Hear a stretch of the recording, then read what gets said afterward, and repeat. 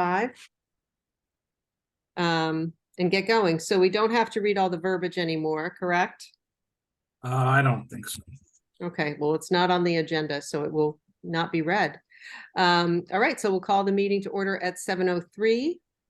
And can we have a roll call, please? Gina Stino. Present. Fran Collins.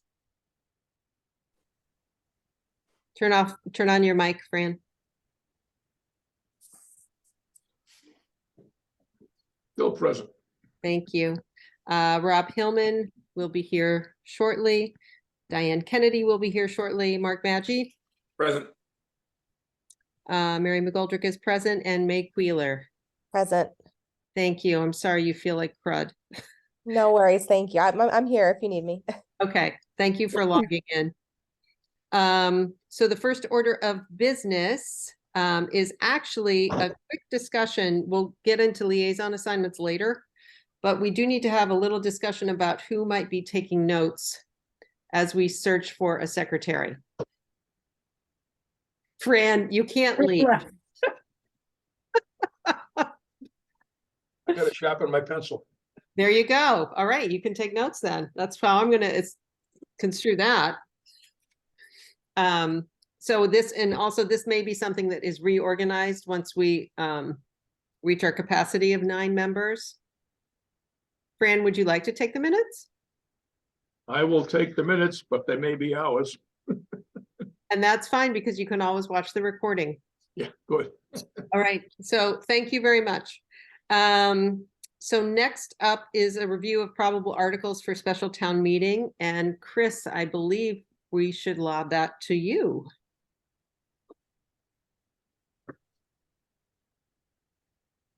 Yes, Jean?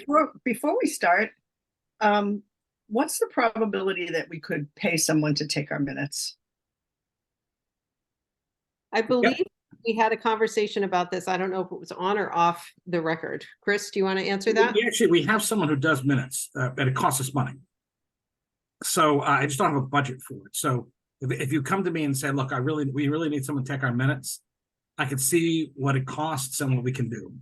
Because I do have someone who's doing it on a retaining basis, and she's done fine. It's just that it's not free. I forget what we pay a meeting, but you know, I can check if you make a formal request of me, which I guess you're kind of making. I can do it and get a price. I will be happy to do that. Okay, well, let me just add an editorial comment to that. Normally, we don't meet that often. I mean, obviously, at this time of year before special and town meeting, we do. But the rest of the time, our meetings are kind of few and far between.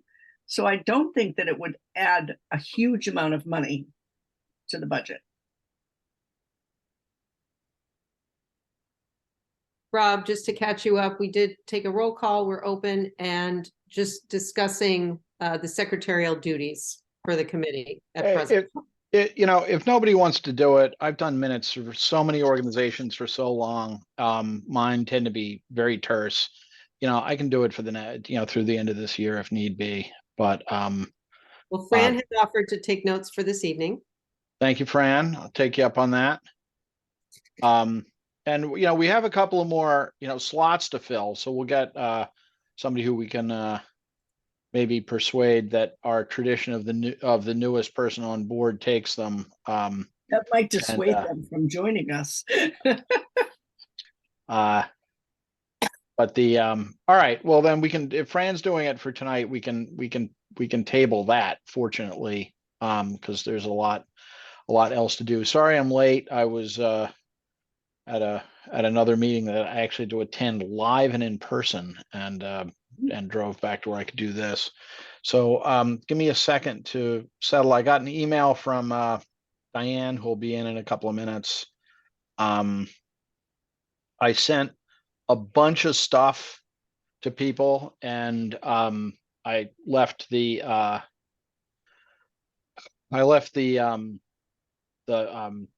agenda kind of purposefully, I don't want to say vague because that would be wrong. I left it, purposefully open so that we can discuss. I think the best use of this meeting is to discuss what it is we have to deal with over the course of the next 3 meetings, maybe 2, and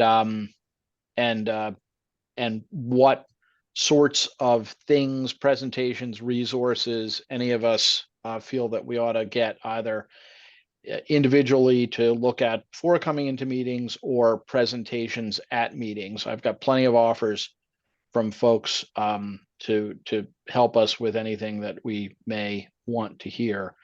I'm going to ask Chris to kind of give us the broader overview of what's on the warrant. But I'm sure by now everybody on the call realizes what the critically important items are. At the meeting of the select board last night, the select board signed a PNS for 1 Pleasant Street, which is contingent on approval for funding at town meeting and in a subsequent vote, which is a building that is anticipated to provide about 8,000 square feet of space suitable for town hall functions, with a net of 13 apartments upstairs, which can be used in a variety of ways, but if managed correctly, can provide something in the nature of affordable or less unaffordable housing, as the case may be. The other project that's out there is a building on 3A, usable as space to help resolve the issues with police and fire space. There are additional big items on the warrant, and one that is certainly coming is a special stabilization fund for school capital items. In other words, a fund that can absorb and save money against projects like all the roofs, all the windows, all the doors, all the big ticket capital items that the schools have been dealing with. And the capital, it's just beyond the reach of capital budget to fund. There's a more sophisticated explanation of it than that, but that's sort of the bottom line. There's a discussion about doing a similar special purpose fund for streets and sidewalks, providing a fund from taxes, all of these in the nature of overrides or debt exclusions, but that would put a defined amount of money into a pile to use for streets and sidewalks. There are also issues about fields and courts. There are issues about feasibility studies. There's lots of stuff. Our former colleague Ellen Marr characterized this in a meeting that I watched as probably the most consequential town meeting in Cohasset in 20 years. And I think she may be right. So why don't we spend a few minutes kind of maybe seeing just what this tidal wave of matters that we're going to be required to give recommendations to town meeting on to Chris. But one last thing before I say so, before I do so, as we have discussed, there are also making their way inexorably toward town meeting proposed amendments to the zoning bylaw. And just at the outset, my take on how to manage our time between now and town meeting, because town meeting is early, there aren't that many Wednesday nights between now and then, is with respect to the zoning bylaws. We should, I think, schedule our consideration and hearings on them after October 11, which would be the period between the warrant going to the printer and actual town meeting and presenting our recommendation at town meeting. That just feels like the right use of time to me, although I'd be happy to discuss that when the time comes. So, Chris, if you want to take my meager introduction and maybe walk us through what we're looking at on this warrant, that might be a good start. Or not. That was a very good introduction. So the Draft warrant has 14 articles on it. Now, I know it sounds a lot, but it's really not. 4 of them are kind of standard ones that appear on every warrant: supplemental appropriations, unpaid bills, money going into stabilization funds, and allocation of funds for one-time costs.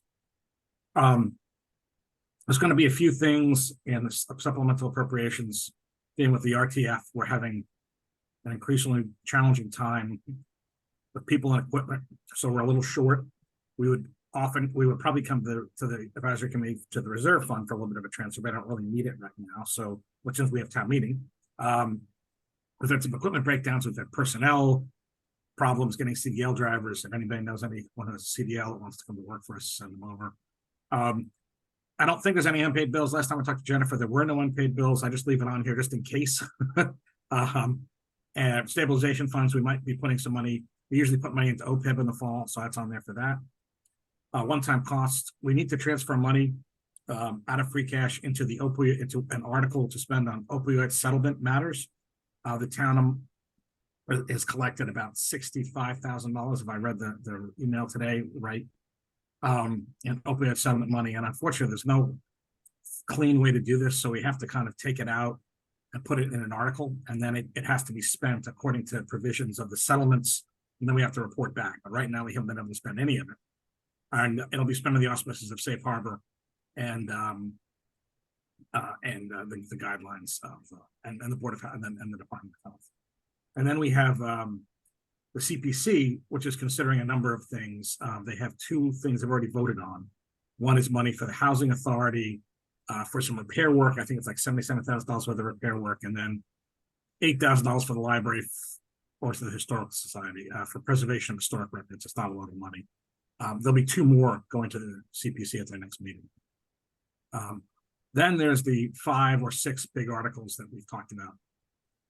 The purchase of Town Hall 1 Pleasant, the purchase of 135 King for a police and station and fire annex, the Roads and Sidewalks Special Purpose Stabilization Fund, the School Special Purpose Stabilization Fund, the School Feasibility Study, and then there's 4 additional articles, cemetery rules and regs, which are really not that monumental, but have to get done at some point.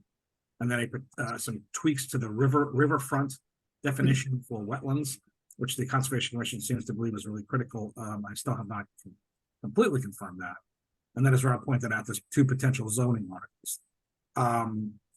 So there really are 5 everything revolves around the big 5 articles. Can I stop you there for a second, Yeah. Chris? I have 2 hands up, and I don't know whether these are, I know that I forget questions after a certain amount of time, but I don't want to ascribe that issue to everybody. Fran and Diane, I saw your hands are up. Do you want to jump in?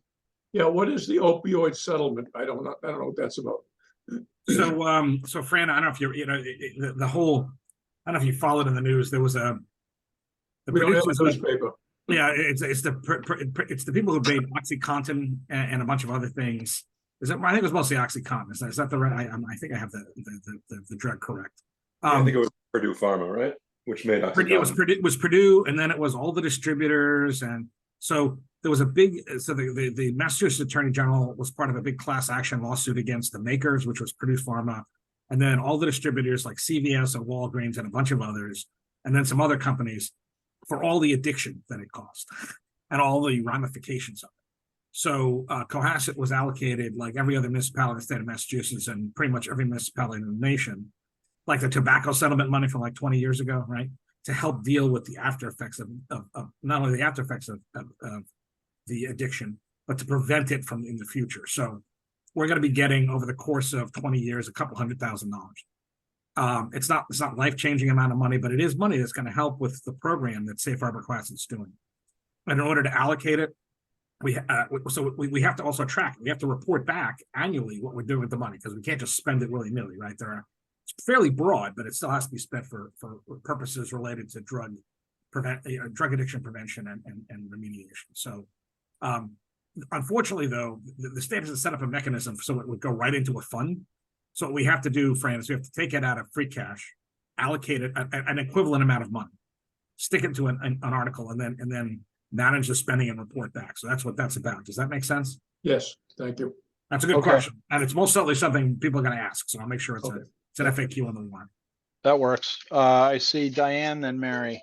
Yeah, and my question is because I will forget to ask it in a couple of weeks, whenever this ends up being more fleshed out on an agenda, but with respect to the supplemental appropriation for the RTF.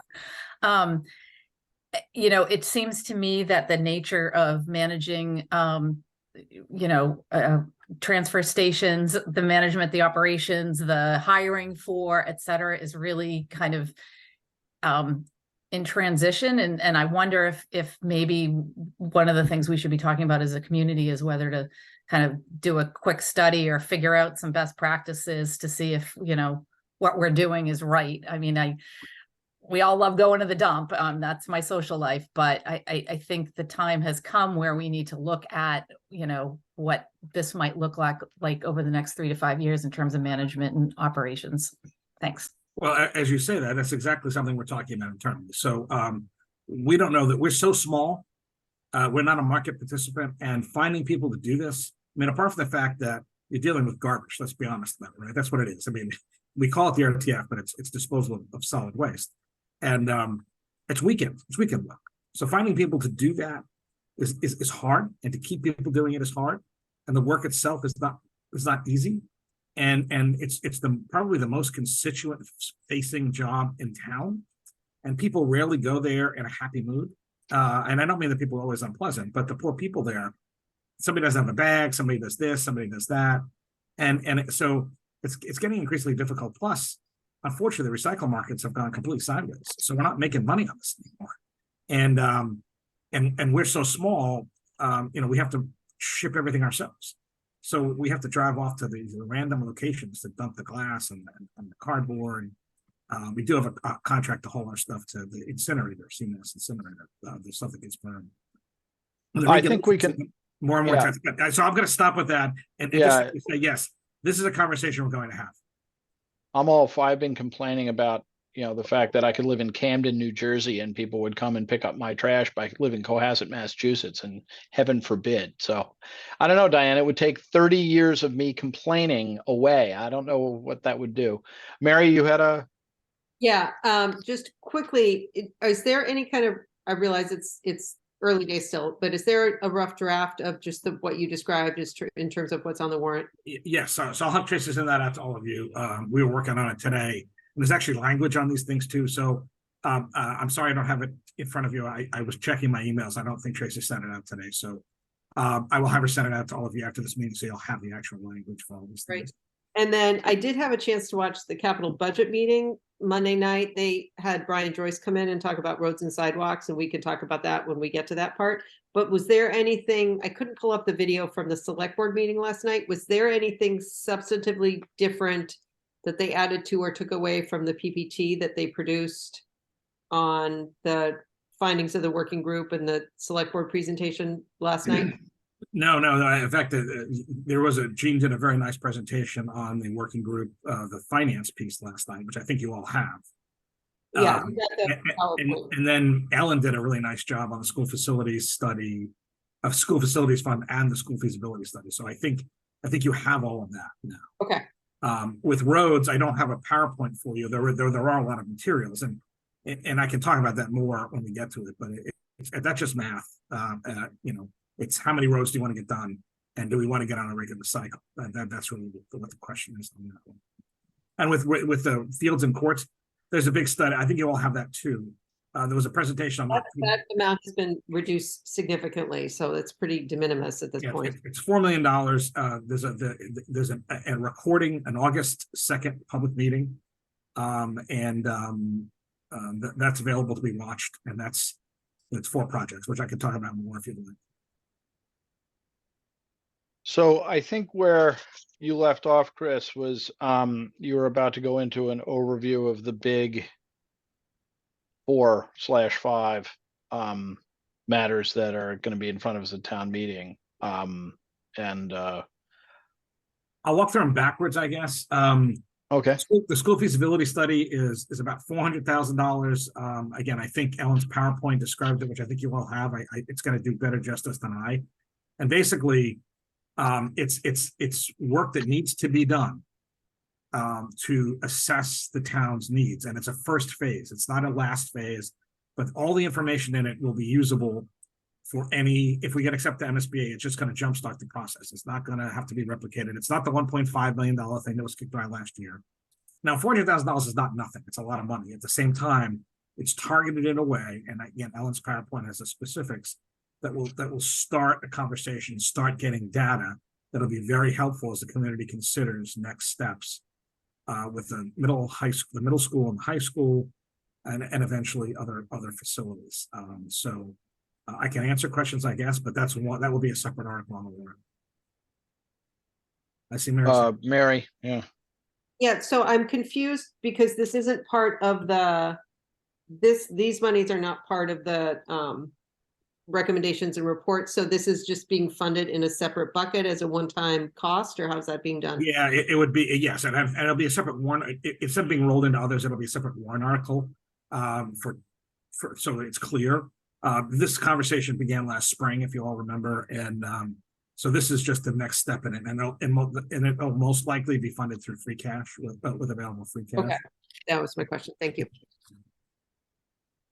But again, if you want a more full presentation, I can most certainly have Ellen come and do something for all of you if that's what you'd like. In fact, I'd like to schedule those things if you'd like to. I think we, start a list of things on which we may want live presentations, and then when we get, toward the end of the meeting, we can look at, pull out our calendars and literally start lining them up.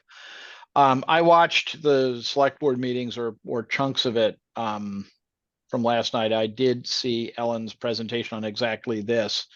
I don't know where people's comfort levels are. You can't ask questions to a online presentation, but perhaps giving us the links and the timestamps for those explanations can help move things along a little bit quicker, given the volume of things we have to do. But that really comes down to the personal tastes of our committee members.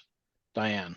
No, I'm just trying to I'm trying to monitor my phone, which has the documents, but did we get the information on the feasibility study? Yes. Yeah, that came out today from Tracy, sent out a big email earlier, Diane, and I think Rob sent stuff out separately as well. Yeah, I had gotten a separate set of things and I sent them along. There's a document, it's a PowerPoint called number 4, condensed feasibility study slides. And Got it. it's a pretty succinct version of this. I think, moderately editorializing the fact that it is at least represented to be something that could be done and would be useful in an MSBA project is very different than what we were brought the last time. So that would be good. But it's not for me to decide. All right. So Chris, you started with the warm up, we'll do the two stabilization funds next, and we'll stick with schools. So the school facility the school stabilization fund is proposed at $1.5 million. That's an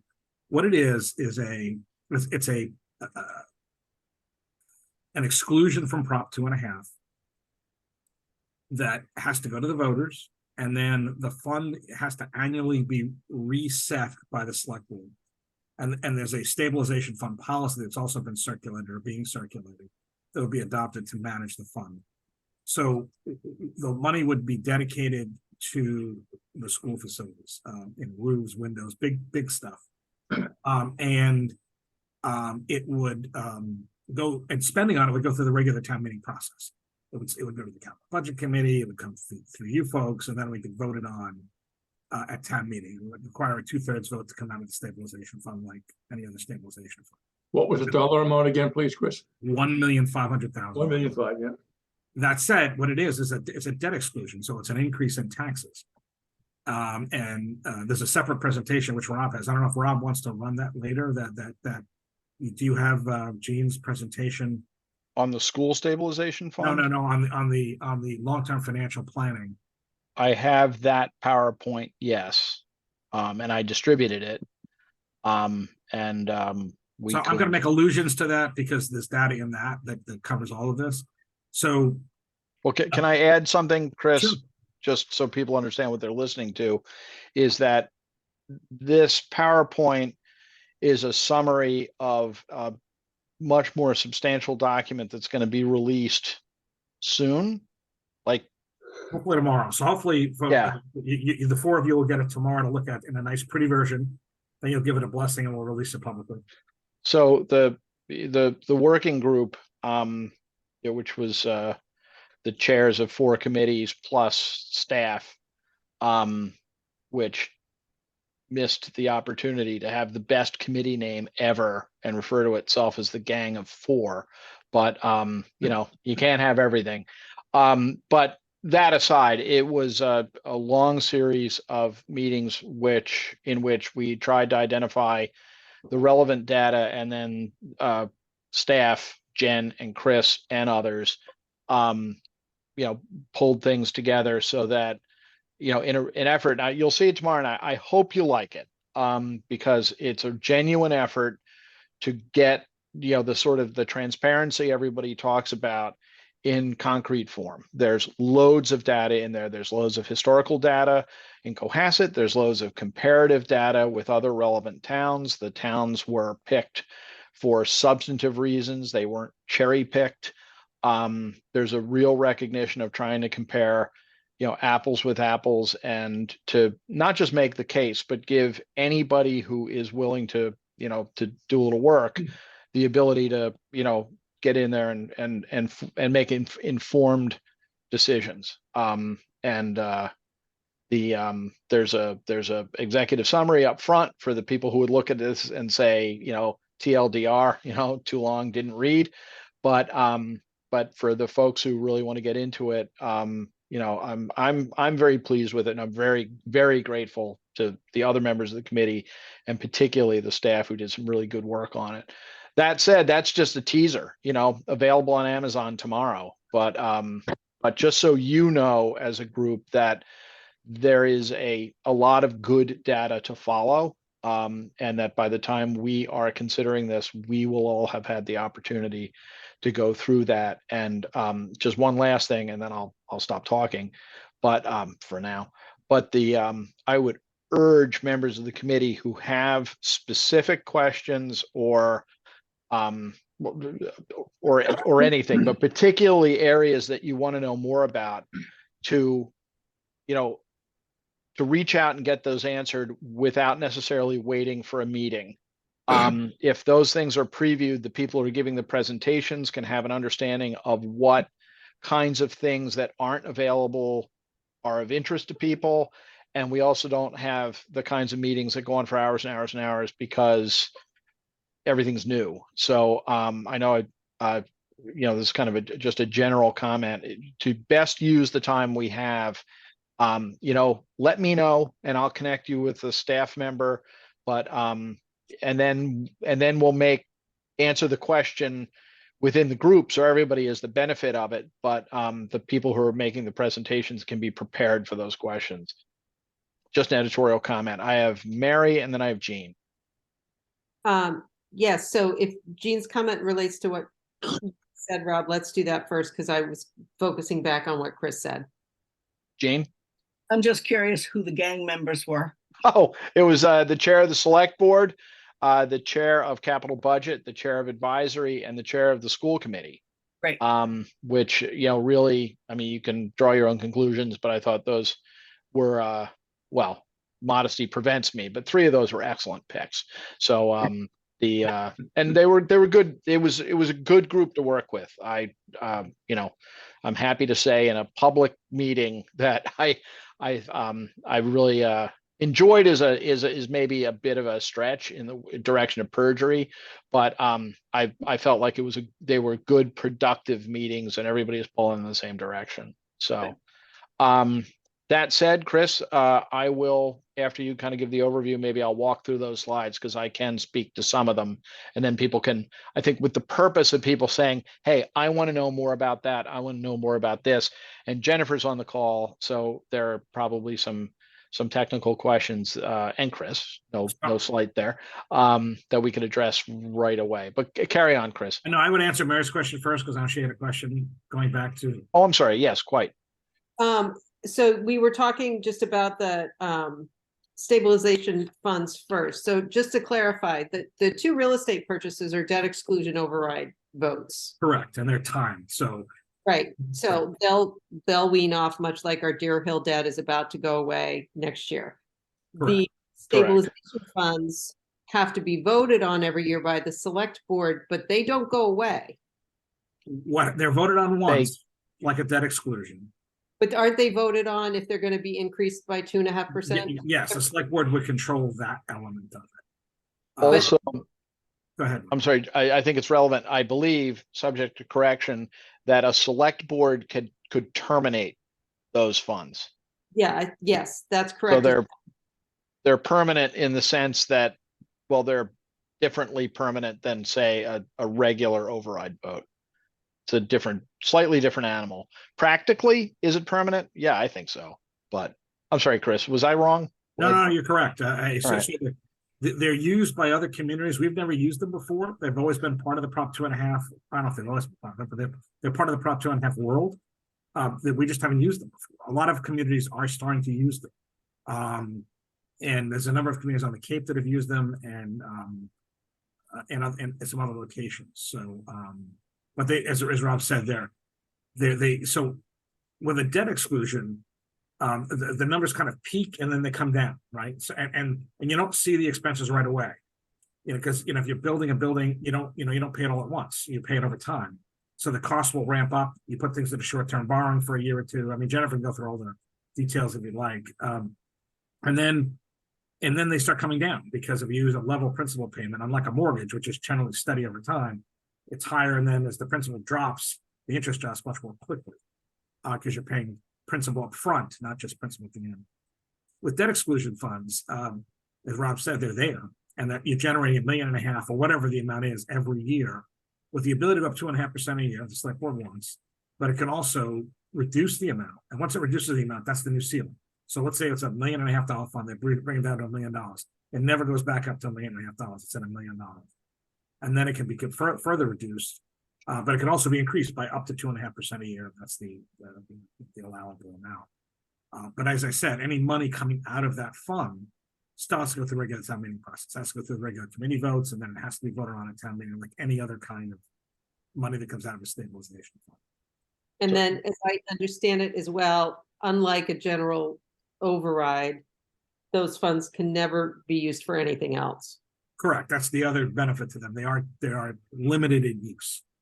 If you do it for school purposes, they're school. You can't spend it on police or fire or whatever. So that it's kind of unique in that sense, right? It's they often are capital related, though they don't have to be, and they go to very specific purposes or broad categories, but limits, there's guardrails. But I mean, it is a little bit of a 2.5 workaround. Well, it is. Right? No, it is literally it is a step aside. Well, I mean, I don't want to use the O word, but it is an exclusion from Prop 2.5 limits. Yes, it is. I think that is a question, and then I might recommend, Rob, that you actually go through some of the slides, because I think that it paints a bigger picture. Then we go back to the specifics, because I think that there's materials in that I think help set the stage. Okay, Diane. Yeah, it's one of the questions I had was just kind of the order. I put together a lot of questions about a lot of these things, and I maybe tonight is more the overview, and then we can drill down on some other questions at another meeting. But one of the questions I have immediately with respect to the school stabilization fund is a lot of stabilization funds are capped. Like I would imagine we're not going to be spending $1.5 million a year. And if we are, we should probably kind of go into town meeting being able to explain that we anticipate we're going to be using up whatever that number is, up to 1.5 each year. So we're not just hoarding it over here, because I think that's where you're going to get resistance from the voters. Is if you're accumulating $1.5 million every year, out of my pocket, and my neighbor's pockets, then I want to know that you have a spending plan and you're not just holding it aside, because that I think is disingenuous. Well, I can say that there is a draft use policy to go with these, and they do address some of this, most of what you just articulated, in terms of what kinds of projects they should be used for, and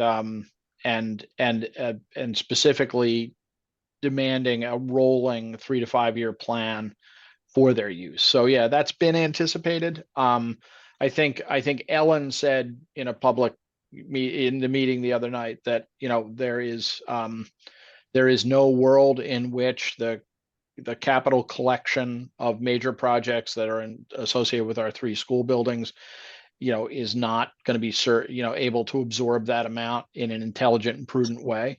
But you know, there are policies, and there is always, you know, the possibility of reducing or eliminating it if we're ever in the happy condition of being all caught up. So yeah, that is a thing. Chris, do you think it would make sense? I mean, since we're on the topic, for me to just roll up these slides right now, Yeah, you know, rather than trying to jump back. Because I think it sets the tone, and then we can talk about the specifics. Because there's 4 big projects that are in this. Apart from the data, there's 4 big projects that the group has recommended. And I think, Rob, if you could talk through them, and then I'm happy to add whatever you'd like. Yeah, so I'm allegedly sharing my screen. Does it look like that to you? Good. Okay, now these are not my slides, and I got them in the middle of my workday, so I'm kind of they're kind of new to me too.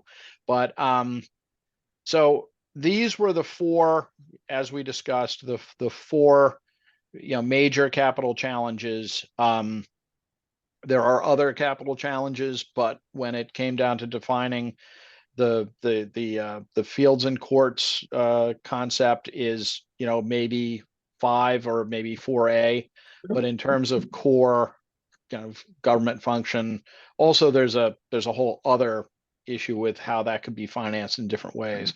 So these were the 4. I don't know that I've ever made a PowerPoint presentation before in my life, so I'm going to try to avoid doing what everybody does that I hate, and reading slides at you. But you know, take a look at you know, this is the summary of them. The tennis court fund kind of sits at the bottom. Like I said, it's number 5.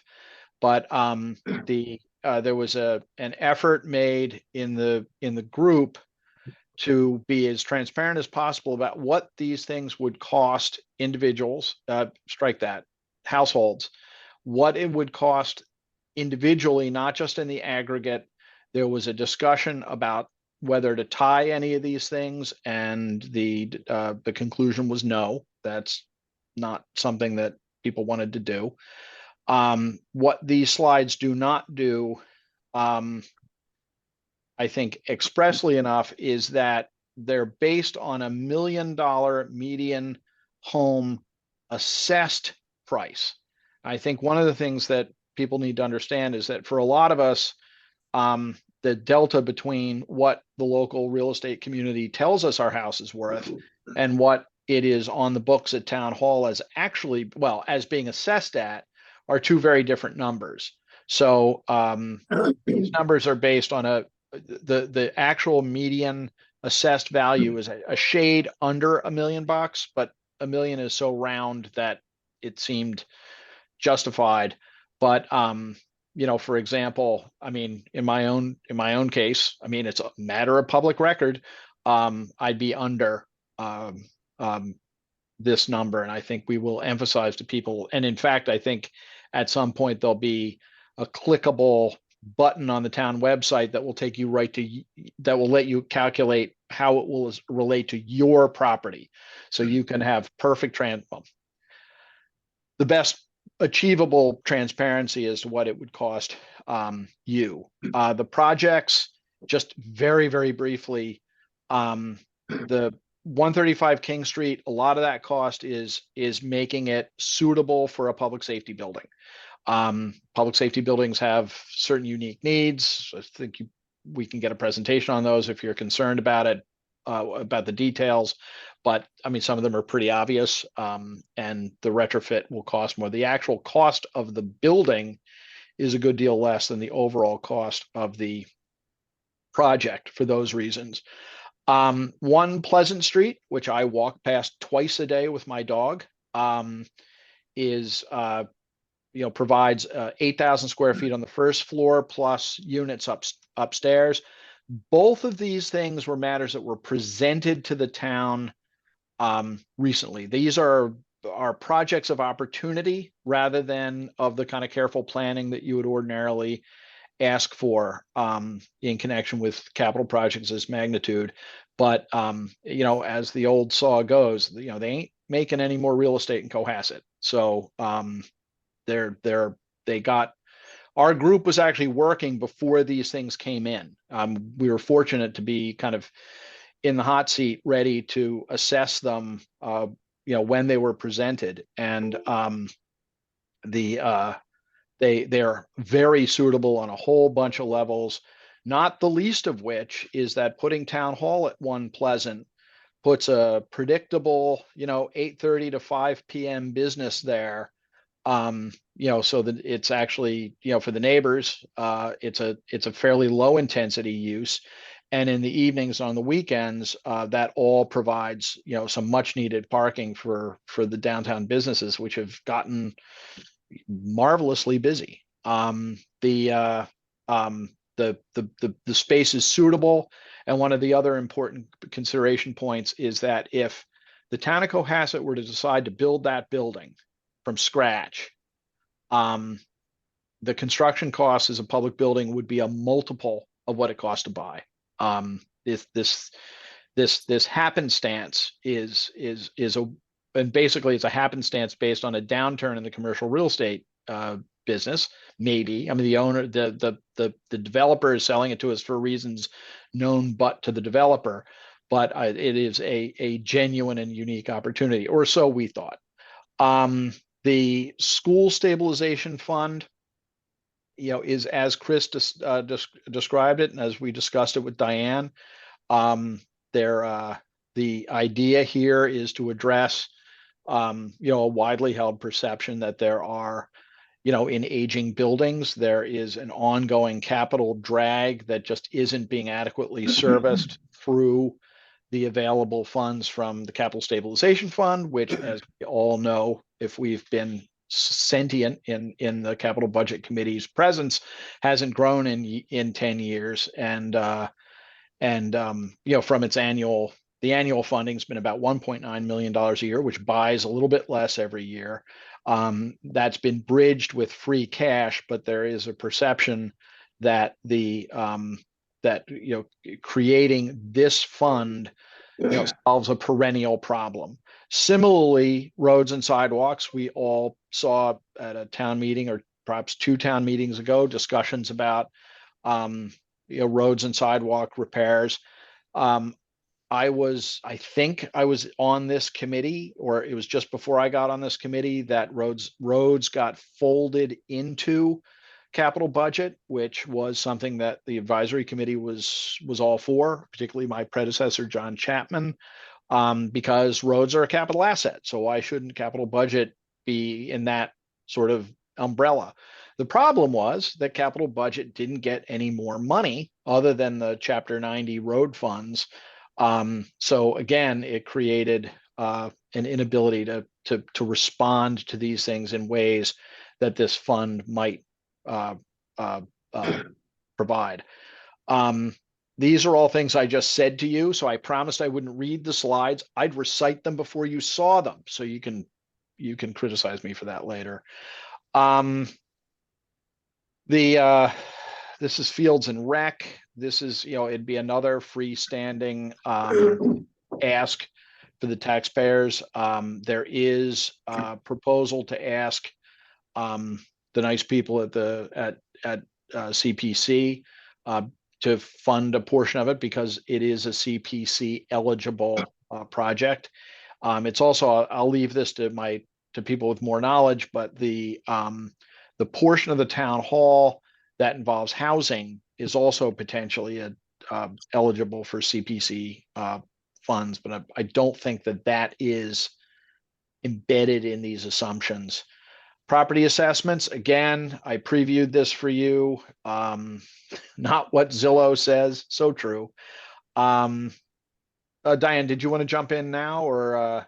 Sure, just a quick question on the CPC asks. I imagine since the warrant's got to be ready in 2 weeks, we have a sense of what the town is asking CPC to fund with respect to both the rec project and the affordable housing.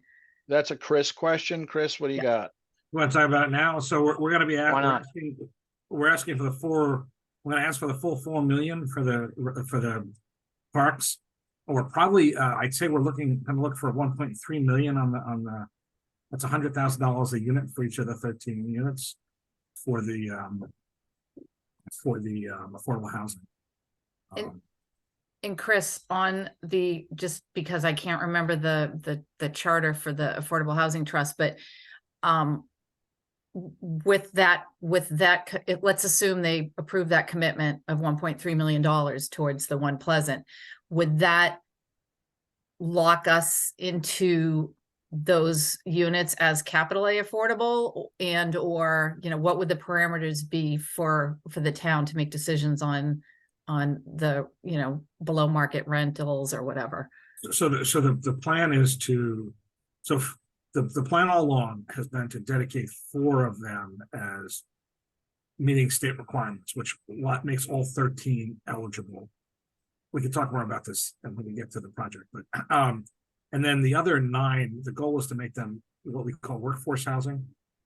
So they're not, you know, small, they're not big A affordable. They count to the 40B, but they'll be potentially available to employees of the town, people who live in town, veterans, you know, the people who need that. And right now, there's an effort being made to find a managing agent to do all of this, to manage the project, and also to handle that kind of vetting and lottery that would be necessary to get those out there. So what it would turn, the 13 units were planned to be affordable anyway, in the sense that 4 would have been, and then, you know, 10, but now 9 would be market rate. But now the goal is to have those 9 be small A affordable in a way that they weren't going to be before.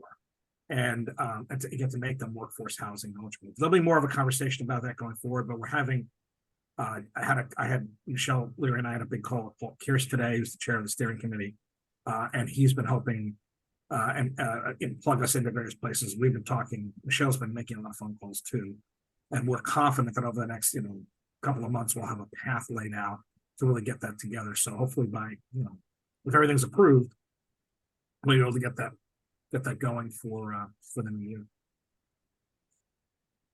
Fran? Was there any calculations made as to what the potential income from those apartments would be in terms of reducing some of the debt for buying the building? Well, in terms of income calculations, yeah, there were some very basic income calculations, but one of the challenges, Fran, is A, what's a managing agent going to cost, right? And that's got to be paid for by the income. And B, we want to put money away for the long term to make sure the units are maintained. And so one of the reasons, by the way, to use CPC money up front is that means CPC money can be used down the road. So in, you know, 20 years when the windows need to be replaced or something, as long as CPC money was there at the creation, which it would have been, then you can use CPC money later to help with the repairs. So it becomes another funding stream for that. So the answer, the bigger answer to the question, Fran, is these are conversations that we have to continue to hammer out. So, and we're going to. The question is, you know, how much, you know, what would the rents be set at so we can, you know, be the most beneficial to people? What's a managing agent going to cost? And could some of this the income go to pay down debt? Yes. But exactly how that mechanism is going to be set up, we'll have to talk about over the next couple of months. And as Rob said, that $10 million number is the big number. The goal is to have it come down a little bit as these conversations continue going. Well, I want to be sure that we're not going to be running at a net loss for the building, but because we want to be kind to everybody and give them. No. I'm certainly not opposed to No. We're not subsidized. We don't have to make a profit, Fran. So right, there won't be any.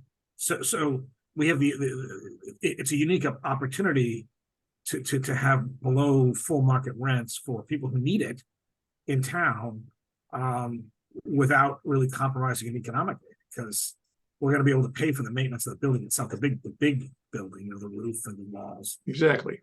Yeah. Okay, thank you. All right. Moving on, property assessments. And here's the kind of the tip of the spear on some data. I won't go through it now, but this will all be in much more detail when it comes out. Well, hopefully tomorrow. Our the recommendations, obviously, nobody, well, I shouldn't say nobody, but I talk a lot about the operations budget is much bigger than the capital budget. Our biggest expense by any possible margin is labor cost. We never talk about that, mostly because most of our labor cost is embedded in collective bargaining agreements, and they're on a 3-year cycle, and then they become what they become. But it's good to remember that this is a feature of a larger budget issue, and we've had the budget cycles that this committee has been through in the last few years have been good. They've gotten to balanced budgets without major bloodshed and warfare. So it's really important to keep the corporate eye on that ball. And then you see the next one, it refers to adopting policies. Those policies are in the works. I wrote parts of them. I take responsibility for everything that's wrong with them, and give credit for what's good in them. But the idea of doing them lie elsewhere, and I think that they could probably use some tweaks, sure, but I think they're credible policies that address the practical application of these funds in an intelligent way. And one of the things that'll be in the financial reports that come out are comparative data with towns that are sensible comparators, neighboring towns and a couple of demographically similar Metro West towns. It's as close to apples and apples comparisons as I think they're honest. It isn't cherry picking. But what drops out of it is that having not done major capital projects in 20 years and I'll defer to Jen for any kind of a corrective on this, but our taxpayers are relatively lightly burdened relative to peer communities for these sorts of things. But much like with all the deferred maintenance on my house and cars, sometimes I have to write Glenn Wilder a big check. And this is, would it be ideal that opportunities to do police, fire, and town hall come down the pike at the same moment? No, but here we are. So that's the message there. Again, I read you the slide before I put it up on the screen but that's where it is. There are some interesting observations. For example, the IT budget was minimal 10 years ago. It was almost non-existent 20 years ago. Now it is year over year one of the biggest and most important things we do, like particularly in the area of security. And you can see, when you have these slides, so you can look through them at your leisure. These are some historic. This is the projected numbers. Again, you can. This addresses the operational matters. A town that hasn't had an operating override in 20 years is a well-managed town. City of Newton, Hingham did an operational override last year. City of Newton has rejected one. It's they're all over the place, and we've managed to avoid it. And there'll be a lot more data about our history of overrides and debt exclusions made available. So people really will have the data on which to assess this stuff. This is a familiar slide to those of us in this committee, obviously, where our money comes from, some CPC revenue data. This is the operating, this is the labor cost in the operating budget. That's where 80-something% of our money goes. And it's a good thing. I never want to leave the idea that paying our, all towns are service providing organizations, and all capital is the stuff that we need to provide those services. And you know, so it is the most important thing. Tax history stuff, you might want to go back and have a look at this. And there'll be more data on that in the stuff that comes up. Again, this is what I described a few moments ago. There are your communities. Obviously, you know, all the nearby communities, and we can all articulate differences between us and these towns in a variety of ways. You know, size, population, tax base. I think Norwell is not in there because they have kind of a unique tax base issue that makes them different from us. And Sudbury and Wayland, with which I'm more or less familiar, working out this way, and having colleagues who live there. They are kind of an apples to apples comparison. And then this is how, well, this is the last slide, but this is how some of the peer data, you know, plays out. So I don't want to take a deep dive into this stuff right now. But if we want to take it, you know, I think I would recommend everybody take a look at this and the document that's coming out. And if we want to have a more in-depth discussion and ask questions of people who are actually knowledgeable, although I actually feel like I understand this better than I ever have, but you know, we can schedule that meeting with the appropriate people, which is mostly Jennifer on the nuts and bolts. So that is that with respect to the here, stop share. Thank you.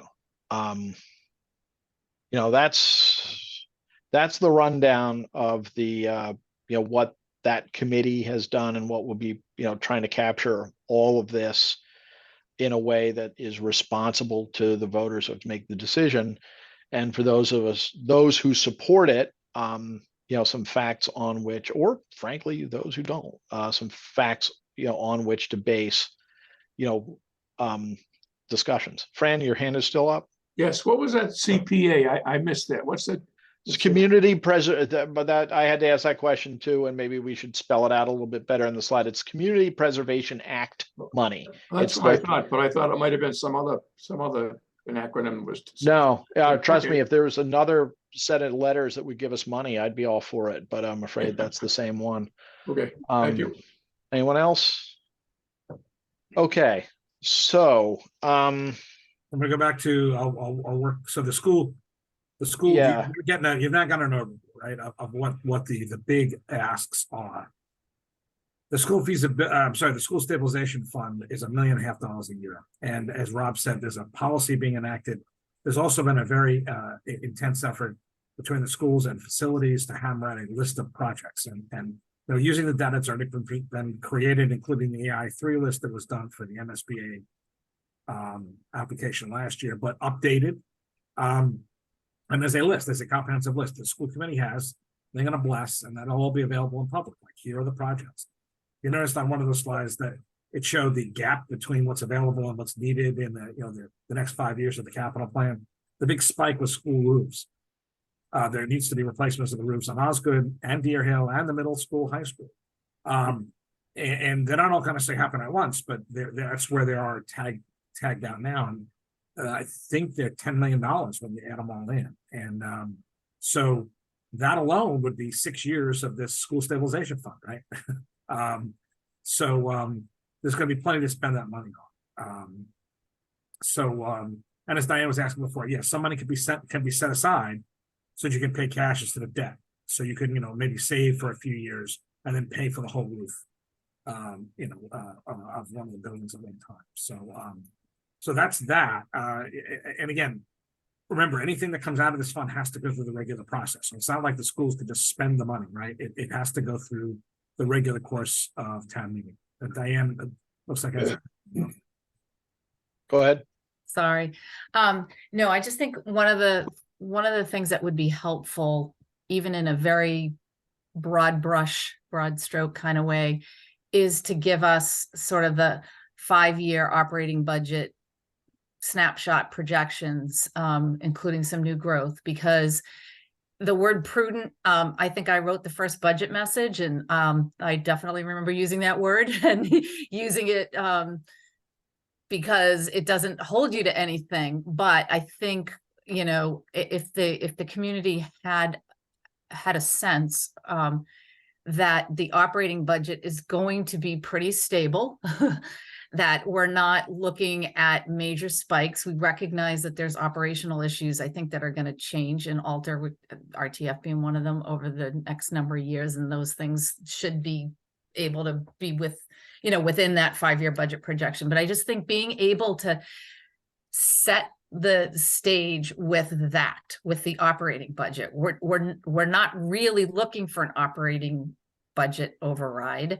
We don't anticipate that, because this is going to, we feel like we're going to be level. I think the other thing is, because we talked about it on the select board a couple of years ago, is that, we are going to have some spikes in new growth that I think are going to be, what are we going to do with those? Are they funding sources for some of these capital needs, or some of these special one-time uses?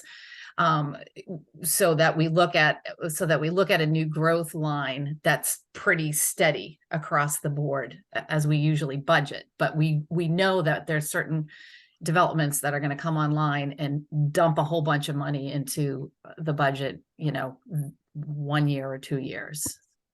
Does that make sense, Chris? Yeah. So the 5-year forecast is going to be the report, the most current one.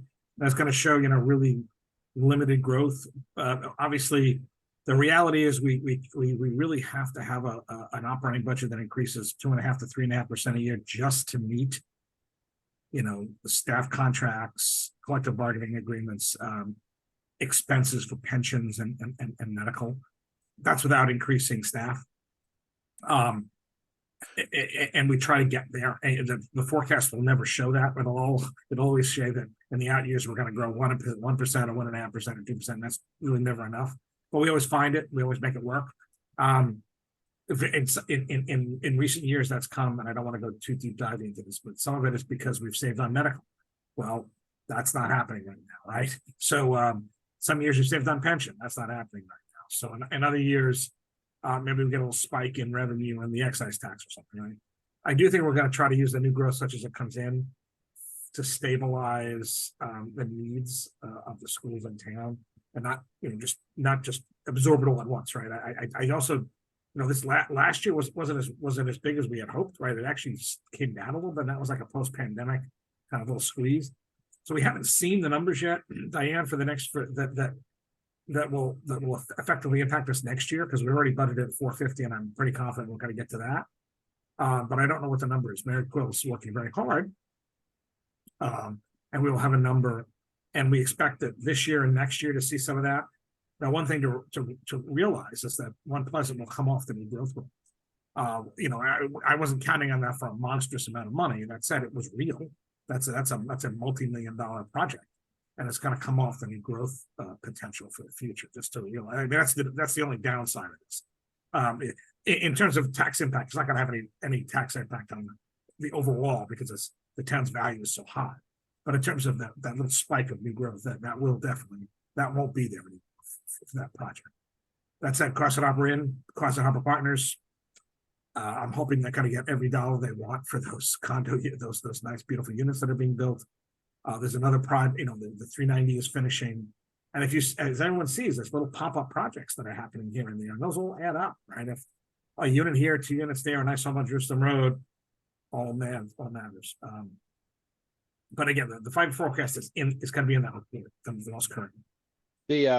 I think it helps that right now we have 7, if that's the right number, recently settled labor contracts, which gives you a couple of years anyhow of stable forecast for that big item. And if some of our departments could commit to something other than substantial FTE increases every year, that might be helpful as well. So but there we are. So what's next? So that's the school's system. That's the school fund. Any more questions about that? I mean, there's a lot of data that's coming together and either is there or about to be. So if there's no other questions on that, I'll go to the roads. So basically, in order to maintain our roads on a 20-year cycle, we need to spend about $1 million a year. We've never done that, and what it means is we've slipped behind. One of the things that's been very dramatic, though, and it's a little, it's not entirely an accurate portrayal, is that we've had some major roads that have all happened at the same time: Elm, Maine, Beechwood, Sawyer, right, Pond. People travel those all the time, right? And those have been impacted by unique realities: sewer, water, gas mains, so it seemed, I think, worse than it was. That said, the truth is that we have definitely been slipping a little bit on that maintenance, and Cohasset's in a tough location, right? We're on the ocean. We get a lot of salt, we get a lot of storms, and we have a lot of freeze and thaw. So our roads get really, there's a lot of impact on the roads here. To maintain them well, we're going to need to spend a decent amount of money. And the cost for asphalt has gone up. It just has, right? It's oil based, and there's been an increasing request for residents for sidewalks. Now, if anyone's driven up and down Sawyer, and I assume everyone has, that was not an inexpensive project. That was funded for a variety of buckets. One of them was National Grid, because they ripped up the whole road to replace a big chunk of that road to replace the gas main.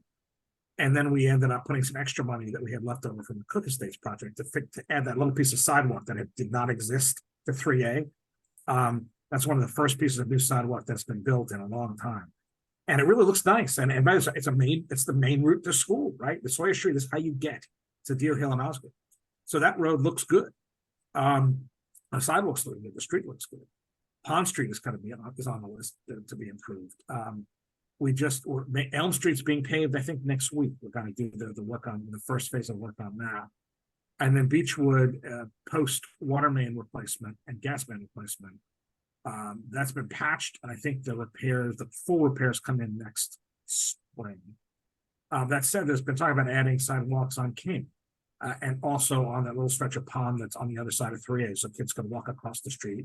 And the sidewalk doesn't quite make it to the corner of Pond and 3A either.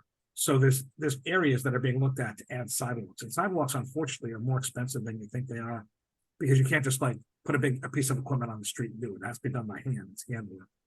At least around here it is. So the Road and Sidewalk Committee, which has people from all over the town, have been assessing reports that have been generated by a third-party company looking at sidewalks and roads, and they've come with that number. So 800,000 plus the roughly 200,000 we get from Chapter 90 gets us up to about $1 million a year. And that should allow us to catch up and stay stable with the public ways in town, which everyone drives on.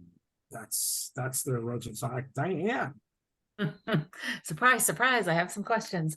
I did say I would outline questions in writing, Chris, and I will do that going forward. But one of the things you said, which I think is going to be an important distinction in selling, because I think transparency has to be key in all of this. And it's public ways that we're talking about, because I've been talking to people around town about paving streets, and everybody's like, absolutely, I'm all for it, and they think they're getting their street paved. And as you know, a very significant portion of the streets in Cohasset are private ways. So my street's not getting paved, even though it's completely ripped up because of the development on the street. So I think we have to be very honest about what we're talking about with respect to $1 million a year spending on basically the major thoroughfares in town. And then the other question I have is just something that, again, I think needs to be addressed, which is, do we have the planning, the engineering, the personnel to manage $1 million worth of road projects every year? Because I know that's held us back from doing certain things at a certain pace. The answer is yes, we do have the capacity. And part of that is just because it's gotten so, $1 million doesn't buy as much as it used to. So yes, we can do that. We're part of a consortium. I don't know if everyone knows that. We're part of an MAPC, Massachusetts Area Planning Council paving consortium. That's how we bid. We joint bid with a bunch of other MAPC joint bids on our behalf and a bunch of other communities. and we get a better price, and then we have that piece. We can bid independently, but we're not a very big player in the market, right? So we wouldn't get the best prices. And we can absorb that. And remember, this also will pay for some of the work. This money can also pay for some of the work around the schools, right? Because that's public too, right? I mean, the entrance ways and some of the work that needs to get done in and around the schools, because those are all publicly known as well. So I'm talking about like the entrance ways, the hospital, driveways. I think Mary has a question. I'm sorry. Yeah, Mary. You got She's not if she's muted. If folks are interested, you can look up the capital budget meeting from this past Monday. Brian Joyce presented before them. He doesn't have a PowerPoint, but it was a terrific conversation, and they did spend about an hour and a half talking about the roads and sidewalks. And as we know, he knows his stuff.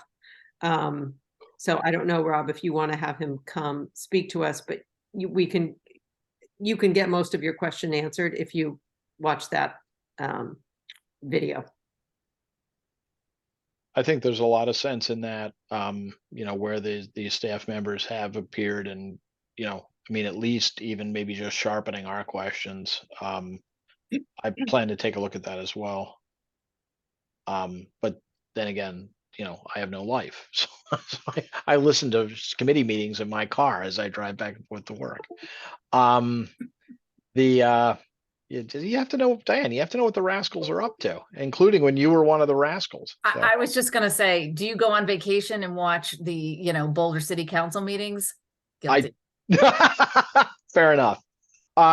So, okay. Have we touched those all of those major items, Chris? The last two are going to be the 135 King, which is the police and fire. So yeah, so that is again, if you've seen, I think the video that's up on the website, I think explains it succinctly. Basically, the police station is the fire station is constrained. The police station is out of compliance. The biggest single problem with the police station, apart from the fact that the building itself is not really very good anymore, that's really worn down, is that the holding cells are not compliant with the state requirements. And we've been told that, and we run a risk every day that anyone's ever in, because they do not meet modern standards. And if anyone got hurt in them, we would be in a very big world of hurt. Replacing them inside in that building is not conceivable. It's not worth it. The money we'd spend wouldn't benefit us, and I don't think we even could. I don't think there's enough space to do what would have to be done. And in linked to that is that we don't have a really good booking area that's safe and open, and we don't have a really good safe way to get people who are being taken into custody or moved from the police station to the courts or to another facility in a secure way or a weathertight way. It's called a Sally Port. So Justin was up today getting some video over at Situate, which has one, and they're not the only people out. That's what modern stations have. So the next police video will show that. Some of the new jail cells and what a Sally Port looks like. The other is just storage. Evidence, the evidence is secured, but it's not in a very good modern area. And there's not enough space in the building. The guys are right on top of each other. There was one of the reasons we're renting space at 135 King now is because the detectives didn't have enough room.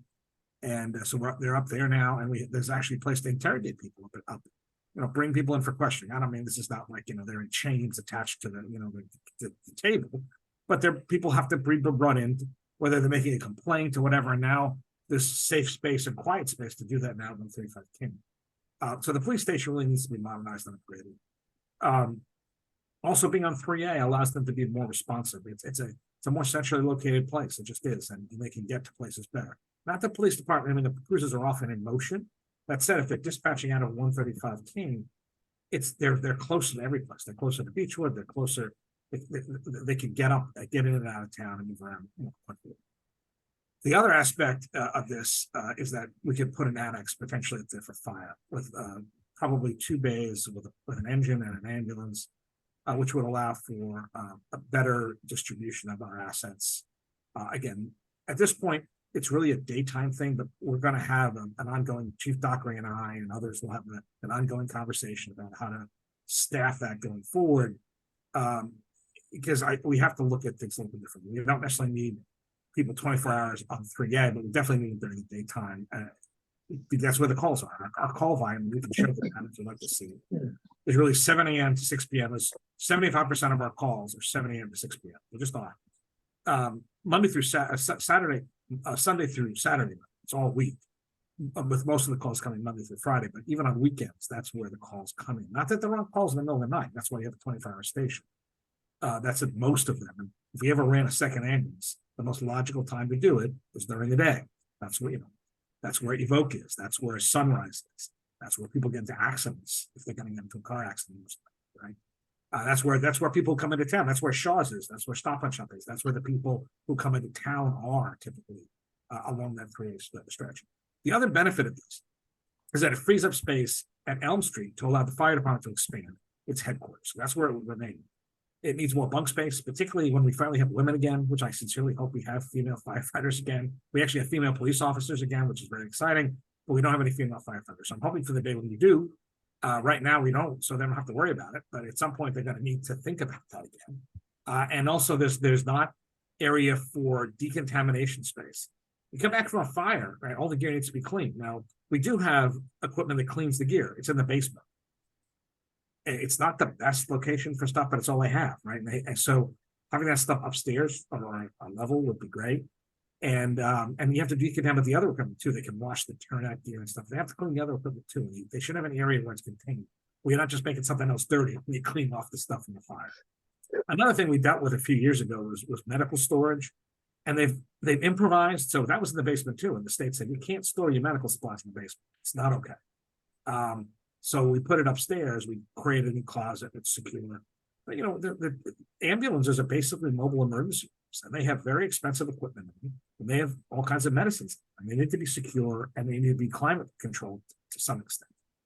And we really need to have a place to do that. And so that to have more, with the police moving out, we can then retrofit some more of that space and allow the fire department to expand.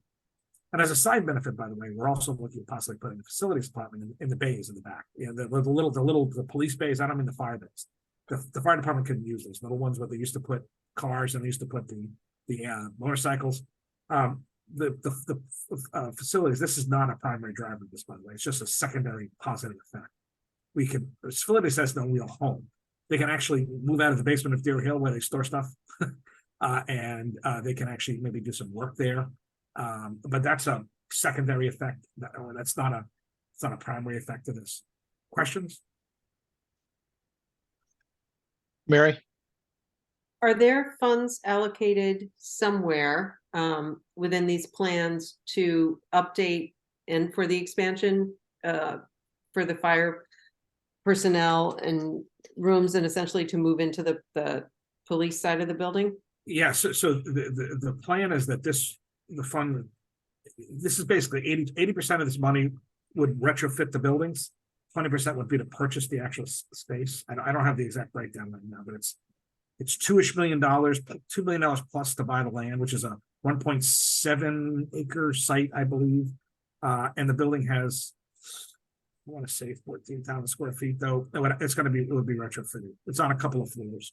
So I'm talking about the Elm Yes. Street site. Yeah, so there'd also be It's in some there. in that to do some retrofitting of Elm Street. Yeah. Okay. There's not as much. I mean, some of that is really just moving some walls and it's not as we're not gonna have to tear down and rebuild at Elm Street. Some of the space that the police have are perfectly usable for fire for storage or rooms. And if you've ever been in it, there's that interview room, right? I mean that's and there's some office space, so the fire department can kind of move right into that. Or we can retrofit some space for bunk space. It'll give a little more room to move around. That said, the designer the folks from Castle Booze are meeting with fire this week to talk about that and how it would work. Okay. Also, by the way, I forgot to mention, emergency management would go there too. They would also move out of the basement of the Deer Hill and go here. And we would most certainly actively seek grants for all aspects of this, but also for emergency management purposes, because most certainly money out there for that. And that would pay for some of the space, including the big conference space that we'd have to have. We understand that Hingham did get some money from various sources to help plug the gap they had on their $50 million new public safety building. So we're gonna actively, and we'll have a time, right? This will be a year lag, because the first thing will happen will be design and engineering. And in that window, we're very, very actively seeking funding for equipment, for space, and also for staffing, right? We're planning, we have planned to go to a day shift with 2, it's in the contract, we just haven't even gotten to 24. We're staffed for 24 people, 24 hours a day, 4 groups of 6. We're not there. We haven't been able to get there. So we actually have the ability to go to 26 with 2 people on a day shift. So we're going to continue to have those conversations, Mary and others. And happy to talk more about that. If you want to have Chief Docker come and talk more, we can. We're not going to have every single answer in November. That said, we will be most certainly making this the most value-driven approach so that we are making the best use of resources when they're needed. I wouldn't come and ask for more 24s because I don't think we need them. I think we need a time when we'd have more calls. Okay, Diane, and I then just, I want to, once everybody's had some time to ask questions, I want to kind of regroup and try and accomplish what we need to get in this not that this isn't important, but I just want to get through some other things. So Diane, then Fran, then anyone else who has anything. yeah, just a clarification, and I think, Chris, you answered it. So both the One Pleasant Street 10.4 and the 10 million for 135 King Street include the anticipated renovation costs for those particular spaces. Yeah, I'll talk more about One Pleasant in a second, but yes, yeah, the 135 King is mostly renovation. It's because the building has to be totally renovated. It's not going to be torn down. The core of the building will be used, but we have to install jail cells. That's to be other work done to the site, and that's where most of that cost is going to be. Fran? Had a number of people ask me about what are we gonna do with the old town hall? Do we have any fairly specific plans for the old town hall at this point? I'm talking about the old original building, not the annex. If there's no other questions about 135 King, I'll move on to One Pleasant. Okay, so hold that thought for 1 second. So One Pleasant is the site, again, there's a little video on that too.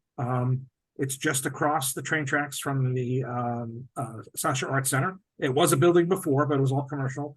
Now it was approved by the planning board a year or 2 ago for an 8,000 square foot first floor, which is going to be a variety of commercial uses, including a restaurant. And then 14 units on the second and third floors, which are going to be 4 dedicated affordables, which gives us 25%, and then the rest would be count. So when after the May town meeting and the most recent set of work was rejected, we went and looked at alternative space, because after town meeting the AC part of the HVAC failed in the annex. So if you see window units, that's because we had no other air conditioning in the building, and the historic side had none anyway. Those have always had window units. And the historic side, by the way, we blew out a fuse when we had a staff meeting in that little conference room, which is also our IT center. It's kind of, if anyone's been in that, and the power and the lights went out, but because we had blown a fuse, and these are pre-World War II fuses. They're glass fuses. I don't even know how they get them. I don't know if they have to go on eBay or where they go, but you can't just buy these at the hardware store anymore. So, so we were looking for alternative space in case we needed it. And after looking at several locations, and we looked at One Pleasant, and the owner said, "Well, why rent? What if I sell you the whole building?" We're like, okay. And we looked at it, and I was a skeptic, quite frankly, at the beginning. And after looking at it and asking the questions, we said, "Well, wait a second, this actually makes sense. It's brand new, and we didn't build it, right? We didn't do there's a famous case about procurement where the University of Lowell went to somebody and said, "Hey, if you build a dorm, we'll lease it from you, but you got to make it look exactly like this, but we'll lease it. You build it, you can just do it yourself, and we'll lease it." And the state came back later and said, "Well, no, that was just a completely transparent attempt to get around the requirements of prevailing wage and bidding. So sorry." In this case, we had nothing to do with this building, right? Nothing. It was built for commercial purposes and housing. The one pieces of renovation that we're gonna have to do to it that are different would be the vaults. We're looking at getting those. We're gonna buy them off state contract. We have to get involved with the clerk, and that's be involved with the treasurer collector. We have to put a vestibule in for energy efficiency purposes and code purposes. So there's like just basically a double set of doors on the main entrance. And there might be one or two other little tweaks, but that's really it. Otherwise, it was gonna be retrofitted anyway for tenants. So moving a few walls around didn't really increase the cost. So the town's gonna get a brand new 8,000 square first floor set of offices. So it'll be move-in ready when the town actually. So the plan would be to move in sometime in the spring, provided this gets approved. The owner will finish the retrofitting, and then we'll buy those other pieces that have to be put in, and it'll be move-in ready. And the units upstairs will also be move-in ready, but we'll have to, I guess we've already talked about, we'll have to do that separately. There'll also be parking. So if anyone doesn't realize that there's a little MBTA owned lot that the town controls, that's like next door to this site. And it's not used a lot, but we're going to use that for employee parking during the day. And then the spaces that are close to the town hall will be for staff. I mean, for residents. And then in the back of the building is where the tenants will park, because the entrance for the tenants is not on the Pleasant Street side, but on the exact opposite side of the building. There's an elevator back there and everything else. So that's how the tenants would come in and out, would be in the back. And there's a segregation, right? You can't get from the second floor to the first floor. You can't. You have to go.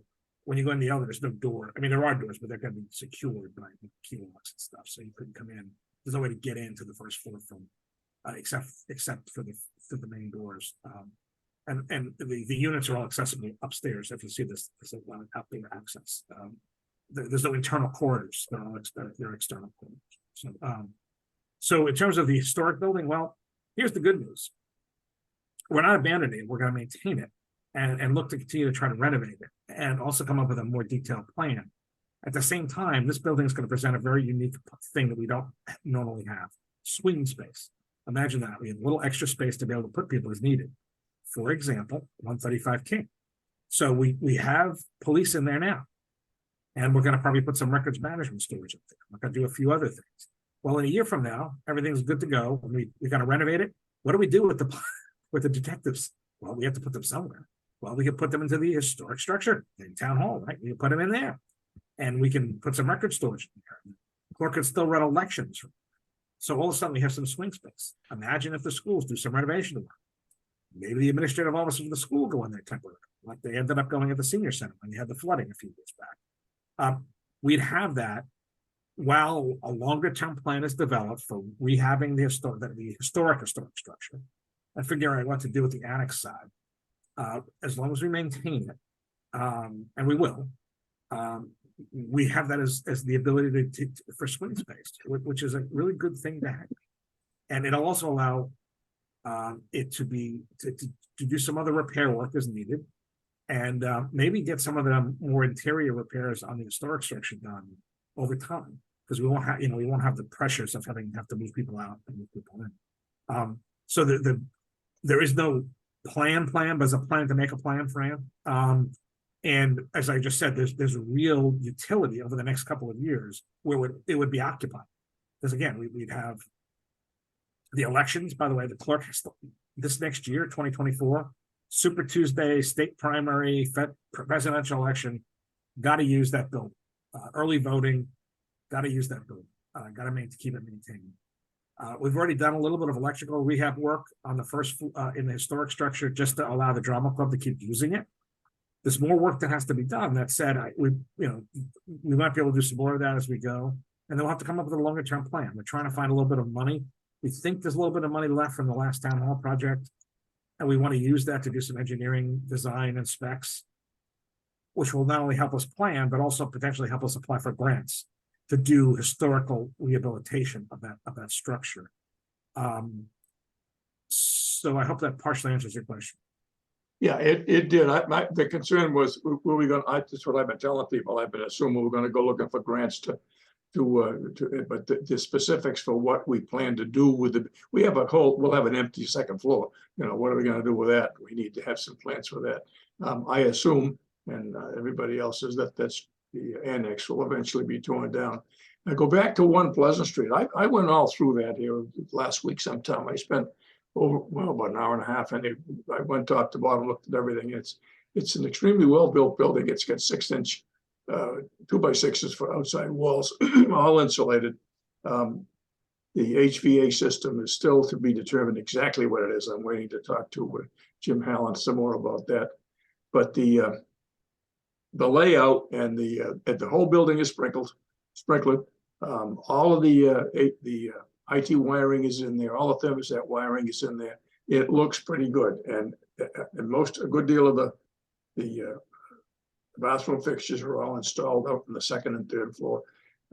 I think it's I've been accused of being a string-saving Yankee over the years, but I think it's a pretty good move to grab that building. There's no way we could duplicate it anywhere else in town for this cost.